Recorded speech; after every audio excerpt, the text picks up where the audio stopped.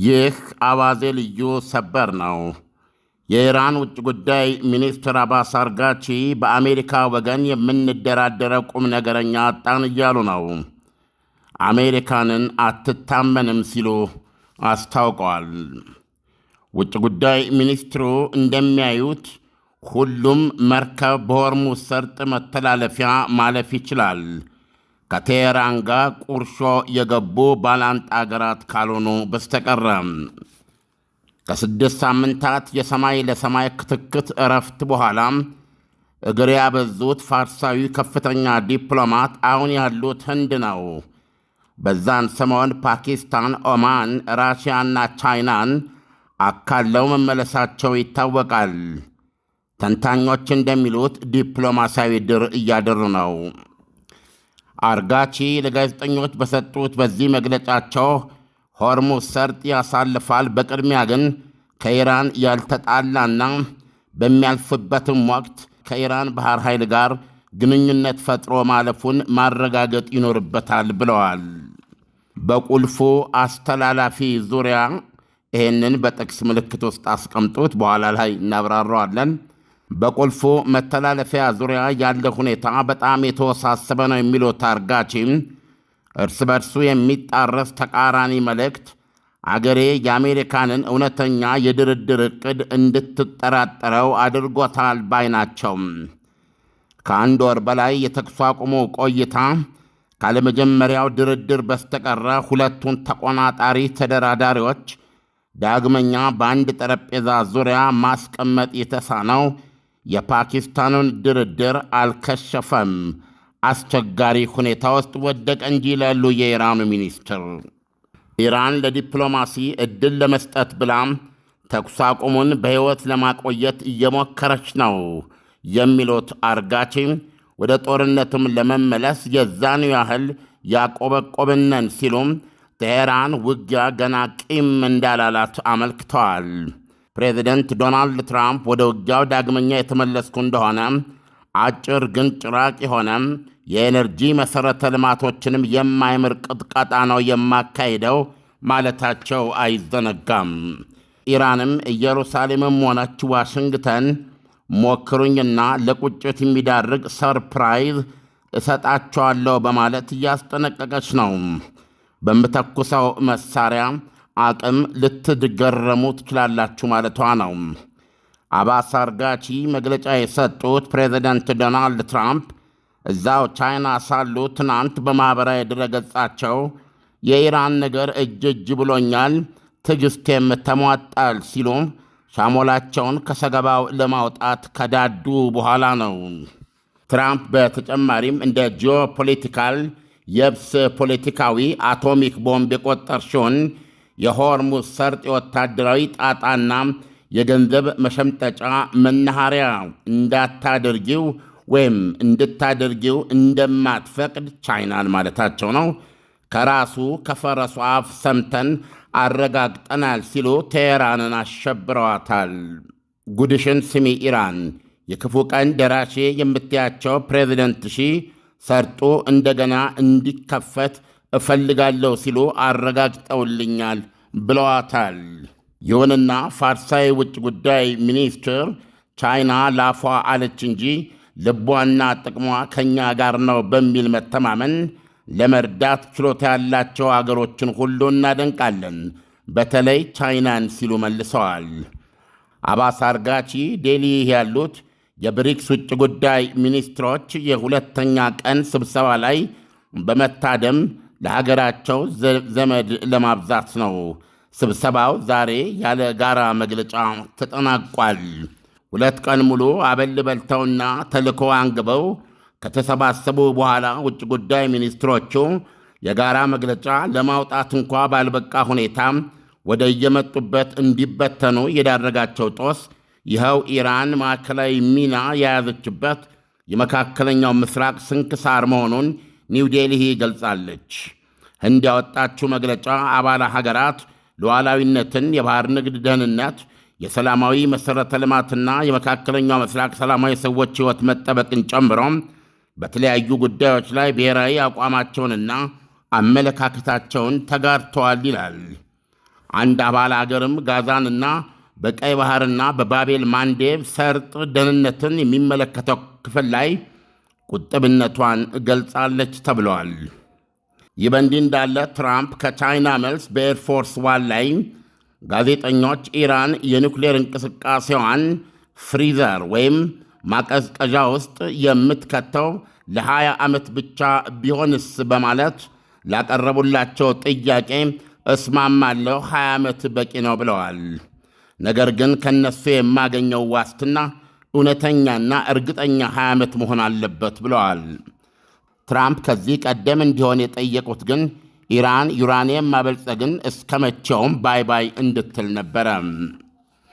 ምክንያታቸውንም ሲያስረዱ ለቀጣዩ ፕሬዚደንት ችግር ለማውረስ ስለማልፈልግ ነው ብለዋል። በተያያዘ ዜና የኢራን ውጭ ጉዳይ ሚኒስትር አባስ አርጋቺ የብሪክስ ሚኒስትሮች ስብሰባ የመጨረሻ መግለጫ የታገደው ወይም የመግለጫው ከፊል ክፍል የታገደው ከእስራኤል ጋር የራሷ ልዩ ግንኙነት ባላት አንዲት አባል ሀገር ነው፣ በጣም ያሳዝናል ብለዋል። አርጋቺ ስሟን ባይጠሯትም የተባበሩት አረብ ኤሚሬቶችን ለማለት እንደሆነ ታውቋል። በመስራች 5 ሀገራት የመጀመሪያ ሆሄዎች የሚጠራው ብሪክስ አባል ሀገራቱ ብራዚል፣ ራሽያ፣ ህንድ፣ ቻይና፣ ደቡብ አፍሪካ፣ ሀገራችን ኢትዮጵያ፣ ግብፅ፣ ኢራን፣ የተባበሩት አረብ ኤሚሬትና ኢንዶኔዥያ መሆናቸው ይታወቃል። አርጋቺ በሮሯቸው የጋራ መግለጫው የቀረበት ብቸኛ ምክንያት እስራኤልና አሜሪካ በኢራን ላይ የሚያካሄዱትን ጥቃት የመደገፍ ምክንያት ነው ብለዋል። አያይዘውም በቀጣዩ የብሪክስ መሪዎች ጉባኤ ላይ ስንገናኝ ኢራን ጎረቤታችሁ መሆናችሁን የተገነዘባችሁ ይሆናል ብዬ ተስፋ አደርጋለሁ ብለዋል። ሲቀጥሉም ከአሁን በፊት ለብዙ ዘመናት አብረን ኖረናል። አሁንም ለሚመጡት ክፍለ ዘመናት አብረን መኖር አለብን ብለዋል።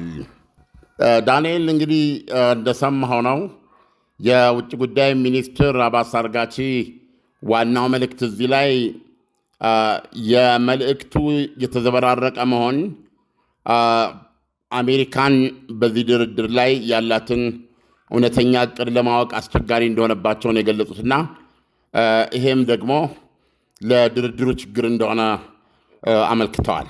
ዓለም አባስ አራግቺ በአሜሪካ በኩል የምንደራደረው ቁም ነገረኛ አጣን ሲሉ ምን ማለታቸው ነው የሚለው እንደው በተወሰነ መልኩ ብታብራራለን። ምን መሰለ፣ በተደጋጋሚ ያነሳው ነው ዶናልድ ትራምፕ ለምሳሌ በሁለቱ ሀገሮች መካከል ሁለተኛ ዙር ድርድር እንደሚደረግ ትልቅ ተስፋ ተጥሎ እንደነበር ታስታውሳለን።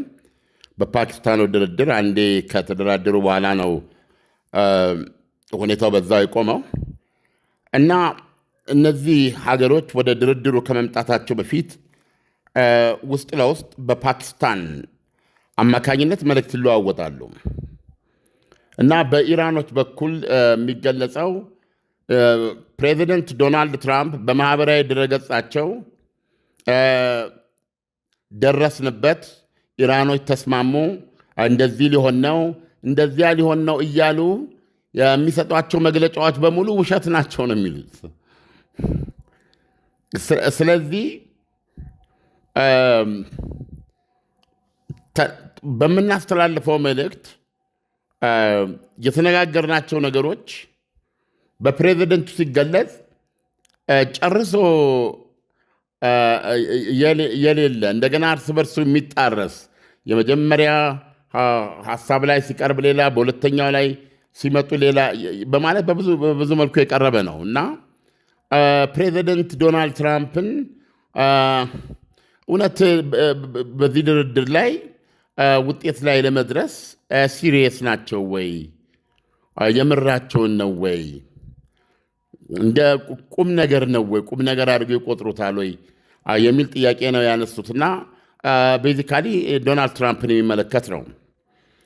ኢራኖች እንደዚህ ለማለት ዳንኤል ያለፈው ሁኔታ ምናልባት ሊያስብላቸው ይችላል ማለት እንችላለን። ይሄ ፍራቻ አለባቸው። በእርግጥ እንደምታውቀው ኦማን ላይ 6ኛ ዙር ድርድር ሊያደርጉ እንደ ከነገ ወዲያ ኦማን ላይ ከአሜሪካ ጋር የሚያደርጉ 6ኛ ድርድር እየተጠበቀ ነው። እስራኤል በ2025 ሰኔ ወር ድንገተኛ እና ቁልፍ ሳይንቲስቶቿን ወታደራዊ አዛዦቿን በአፍታ ውስጥ የገደለ ጦርነት ያወጀችባት የጀመረችባት እና ያን ጦርነትም አሜሪካ ተቀላቅላ በመጨረሻው ሰዓት የኒውክሌር ተቋሞቹን ይበልጥ መደብደቧ የሚታወቅ ነው። እንደገና ደግሞ ከዚህ ክስተት በኋላ ወደዚህ የካቲት 21 ጦርነት ላይ ከመድረሳቸው በፊትም በተመሳሳይ ሁኔታ ድርድር ብለው ተያይዘው ጄኔቭ ሄደው እንደነበር ታስታውሳለህ። አንድ ዙር ተቀመጡ። ከዛ በኋላ ሁለቱን ሀገሮች ለፊርማ የሚያበቃ በደንብ የተተነተነ ሀሳብ ይዞ ለመምጣት ከ15 ቀናት በላይ የፈጀ ጊዜ ተወስዶ ኢራኖች ወደ መጡበት ሄዱ። ያንን አዘጋጅተው ረቂቁን አሟልተው መጡ ተባለ። ከዛ ሁለተኛው ዙር የጄኔቭ ስብሰባ ተደረገ። ያ ስብሰባ ድርድር ከተደረገ በኋላም የመጀመሪያው መግለጫ በዋሽንግተንም በቴህራንም በኩል በኦማንም በኩል የሚያጠግብ እንጀራ ከምጣዱ ያስታውቃል የሚል አበባዮሽ ነበረ። ሁለተኛው ድርድር ወደ አንዳች ውጤት የሚያመራ ሊሆን እንደሚችል ራሳቸው የዶናልድ ትራምፕም የመጀመሪያ አስተያየት ያ ነበረ። ነገሩን ለማሳጠር ወደዚህ ጦርነት የገቡትም ከዛ በኋላ ነው እና እነዚህ ነገሮች ኢራኖች ሁልጊዜ ለድርድር ብለን እንቀመጣለን፣ ድርድሩ እየሄደ ነው እንላለን እና ሁሌ ኢራኖች ድርድር ማራቶን እንዲሆን ነው የሚያስቡት። ዶናልድ ትራምፕ ደግሞ ሪሊ ለማራቶን ጊዜ የላቸውም። በዚህ መካከል ጥቃቶች ተሰንዝረውባቸዋል። ስለዚህ አሁንም የዚህ ድርድር ሂደት የባለፈው ፊልም ድጋሚ ሊሆን ይችላል የሚል ፍራቻ አላቸውና አሁንም ለድርድር ስንጓተት ኢላማ መርጠው ድንገት ሊደበድቡን ነው የሚል ስጋት እንዳላቸው ነው የሚገልጹት። ይሁንና በዛሬ መግለጫቸው ላይ እንደሰማኸው በዚህ በኩል ከሽፏል ሊባል አይገባም፣ ግን አስቸጋሪ ሁኔታ ውስጥ ወድቋል የሚሉትን የተኩስ አቁም ስምምነት በሕይወት እንዲቆይ ለማድረግ ሀገራቸው እንደምትጥርና ነገር ግን ደግሞ በዛው መጠን ለውጊያ አቆብቁባ እንደምትገኝ ገልጸዋል። ይሄ ማለት ምንድን ነው? ከዚህ በኋላ የሚገጥመን የማንዘጋጅበት ሰርፕራይዝ አይኖርም፣ ያለፉት ሁለት ጦርነቶች አይነት ድንገተኛዊ ጥቃት ሰለባ አንሆንም የሚል አቋም ነው የገለጹት እና ከዚህ አንጻር ማለታቸው ነው ዶናልድ ትራምፕን ሲሪየስ ናቸው ወይ ብለው ሲሉ አሁንም የውጊያ ታክቲክ ነው ወይ ወታደራዊ እርምጃ ለመውሰድ ጊዜ ለመውሰድ እና ለማዘናጋት የሚጠቀሙበት ታክቲክ ይሁን አይሁን አሁንም ልባችን ውስጥ ጥርጣሬ አለ ማለታቸው ነው። ዓለም ዶናልድ ትራምፕ በዚህ በኩል ጊዜ የለኝም እያሉ ነው፣ በዚያ በኩል ደግሞ ኢራን የምደራደረው ቁም ነገረኛ አጣው እያለች ነው። ስለዚህ ሁለቱም ሀገራት ሌላ አደራዳሪ ሀገር በመሃላቸው ያስፈልጋል ማለት ነው እንጂ በራሳቸው ወደ ስምምነት ሊደርሱ እንደማይችሉ ግልጽ ነው ማለት አይደለም ወይ? ሁለቱ ለራሳቸው የሚተው ኢንፋክት በኦማን ውስጥ ሲካሄድ የነበረውን ድርድር ያ በሶስተኛ ወገን የሚደራደሩት በመጀመሪያ ደረጃ ሁለቱ ፊት ለፊት ተገናኝቶ የመነጋገርም አሰራር አልነበራቸውም፣ ዲፕሎማሲያዊ ግንኙነትም አልነበራቸውም እና መልእክት የሚያስተላልፉትም በሶስተኛ ወገን ነው። ይሄም አንዱ ምክንያት ነው። ይሁንና አሁንም ፓኪስታን በእውነት እንደ ሀገር እንደ መንግስት የዓለም ዜና የሆነችበት ሰላም ሰሪ ሴሌብሪቲ ስቴተስ የሰጣት አጋጣሚ ስለነበረ በእውነት በተቻላት መጠን ይህን አጥብቃ በመያዝ በሁለቱ መካከል እንደ ሸማኔ መወርወሪያ ቢያንስ ዶሮዋን አንድ ዋሽንግተን አንድ ቴሄራን እያለች እየሰማችውን ለማስተላለፍ ሞክራለች፣ ለማነጋገር ሞክራለች እና አንድ ታሪክ ለመስራት ሪሊ ጥራለች። ግን እንዳይኸው ምንም ፋይዳ ያለው ነገር አልመጣም። እንደውም አንዳንዶቹ የሚሉት ምናልባት ፓኪስታን